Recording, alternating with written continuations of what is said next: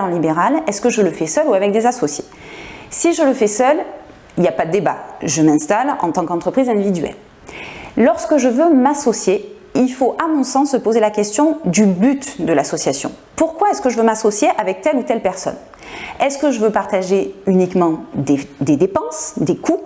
Par exemple, je vais partager un local, je vais partager du matériel, je vais partager des logiciels, je vais partager une secrétaire ou une assistance téléphonique, je vais partager un certain nombre de dépenses avec d'autres professionnels, donc psychologues également, ou pas d'ailleurs, vous pouvez très bien vous associer avec d'autres professions libérales.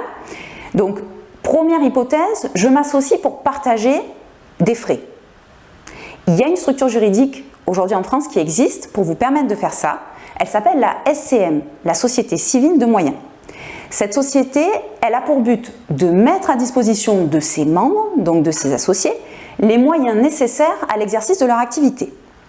Donc c'est une structure de coût où chaque associé, dont vous, professionnel libéral, vous allez apporter des fonds de façon régulière pour couvrir toutes les dépenses qui incombent à la société et qui incombent à l'ensemble des associés de cette société.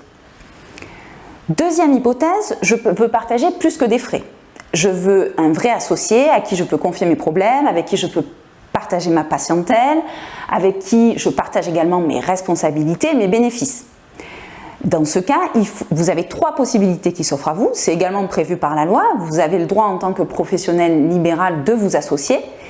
Donc, on va tout de suite parler du contrat de collaboration. Comme ça, on va le mettre à côté. Le contrat de collaboration, c'est quelque chose qui va vous permettre de travailler avec quelqu'un d'autre, avec un professionnel qui est plus expérimenté que vous, par exemple, et qui va mettre à votre disposition une partie ou la totalité de sa patientèle, son matériel, son local, et qui va vous demander en échange une redevance.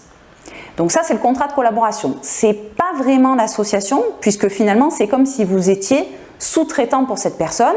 Vous avez quand même le droit de développer votre propre patientèle, mais c'est payant, c'est-à-dire que vous allez reverser à ce professionnel expérimenté une espèce d'indemnisation que l'on appelle redevance. Le contrat de collaboration, bien sûr, il doit être écrit, il doit être bien ficelé pour que vous ne soyez pas pénalisé dans la mise en place de ce type de contrat.